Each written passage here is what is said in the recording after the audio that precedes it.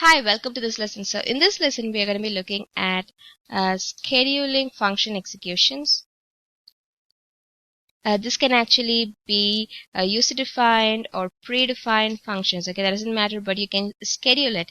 For example, you can run them after a delay, keep running them after time delays. Things like that. Okay, so there are two ways of doing it. There's to start off, there's the setTimeout. You can call the function after a delay with that, and then there's also the setInterval. It can keep calling the function indefinitely if you don't stop it. Okay, if you don't stop it at all, you'll keep calling the function indefinitely after every time delay. Okay, so like keep calling the function every 2 seconds, like that. You can actually do it like that, but this is just like call the function once after 2 seconds. Okay, after a delay of 2 seconds, after a delay of 10 seconds or something like that. You can do that with setTimeout. Okay, setInterval is for calling the, for example, you can use this for things like timers. Okay, it's perfect for timers because it keeps calling the function. Okay, and that's what timers do. So you can keep calling the timer function every second, so the timer works. Something like that. Okay, now to start off, let's look at the setTimeout, which calls the function after a delay. Okay, so this is how the syntax works for setTimeout. I'm just going to say setTimeout like this. See, it calls a function or executes a code snippet after a specified delay. setTimeout, and within it is a predefined function, right? So there has to be a parenthesis in here, and the arguments are as follows. You have to first give the function a name, not a function call, not like this, just the function name, so your browser knows which function it has to call. And then you have to give the delay, okay, in milliseconds. It's always milliseconds for delays. And then after that, optionally, you can give the arguments for the function that you're calling. Okay, so if it accepts some arguments, you can give that later on after you give the milliseconds. Okay, after the delay in milliseconds, and finally end it with a semicolon. Okay, so delay in milliseconds basically means that if you have to delay the function call by 1 second, you have to give 1000 in here, because 1000 milliseconds is equal to 1 second. Okay, so similarly you can work out the other numbers as well. So this is your function, this is how your setTimeout function works, and it is case sensitive. Always remember that O is not capital. Okay, O is small but T is capital. Okay, so you have to remember these things, otherwise your function would not execute properly, because as you know, JavaScript is completely case sensitive. And I think that's pretty much it. Let's look at a couple of examples. Let me just comment this out, and let's look at a couple of examples now. Okay, all right. So let's say I want to call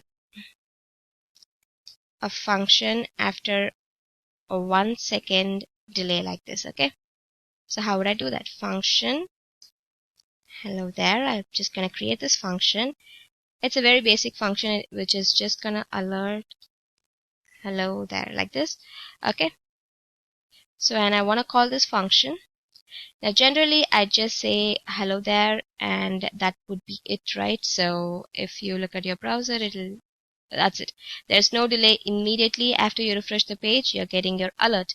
Okay, now if I want to give a delay, I can say setTimeout like this, and the function name would be hello there like this, and then I can give the delay like 1000, so it executes after 1 second.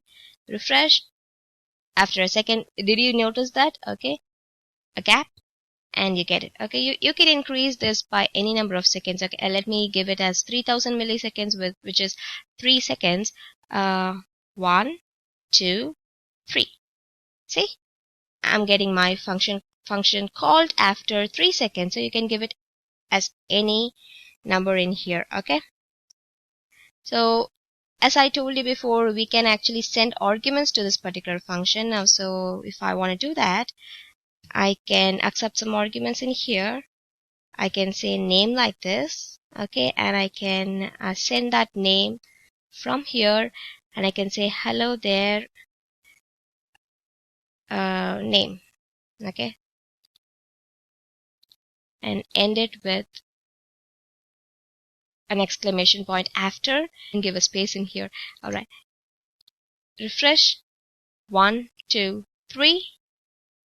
Hello there, John. See, I'm getting that. So you can actually send any number of arguments you want based on your function as well, okay? So you can also run predefined functions like alerts from within the setTimeout call, okay? This doesn't just have to be a function call. This could actually also be an entire function. It can be an entire function in itself inside of here as well, okay?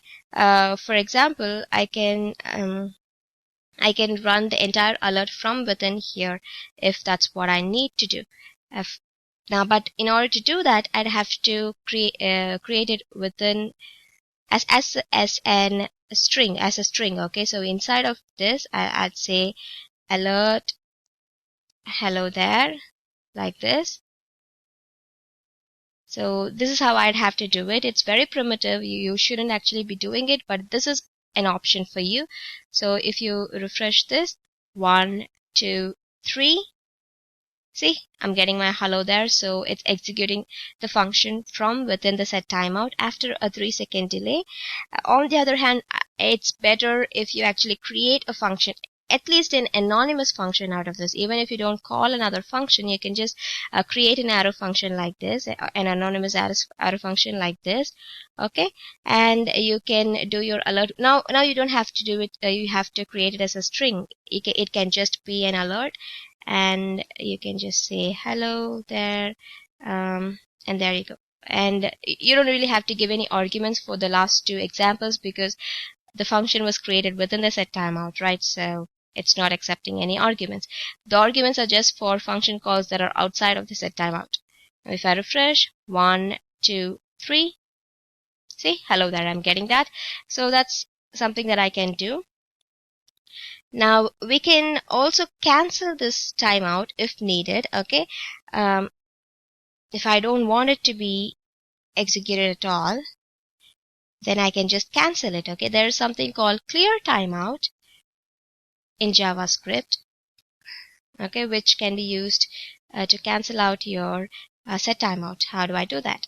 Now I don't really since we are actually creating arrow functions, let me just delete this function. I don't really need that. Now I'm calling after a 3-second delay, right? So while creating the setTimeout, I can actually assign it to a different variable, okay, any kind of variable. This can be any variable at all. And what this would do is TR would now have the timer identifier, which represents the particular setTimeout that we've just created, okay? So TR would have that identifier, and with this particular timer identifier, you can actually cancel out this setTimeout. And if I say, so let's do a console.log of TR to see what it has right now. And I can just say clear timeout of TR like this, okay? I've just cleared the timeout without running the setTimeout at all. And if I do a console.log of TR after it has been cancelled, let's see what happens. See that there's no alert in here at all because we've cancelled it out without running the setTimeout at all. But the TR value is 1 in both cases. That's because it doesn't really change even if you clear the timeout. It's just a number. It's just a timer identifier, which basically says this is the first timeout that we created. This would have an identifier of 1. We've just cancelled out that particular timeout, okay? So if I create another timeout, for instance, let's create another timer, tr1 like this, and if I do a console.log of that tr1, let's see what we get. See, it's going to be 2 because that's the second timeout that we've created, and it actually runs now because we haven't cleared it out. So I am getting the hello there for the second timeout that I created, okay, because I didn't clear it out. Okay, so that's it for this particular lesson. So we've looked at setTimeout in this lesson. Let's look at setInterval in the next lesson. I'll see you there. Thank you.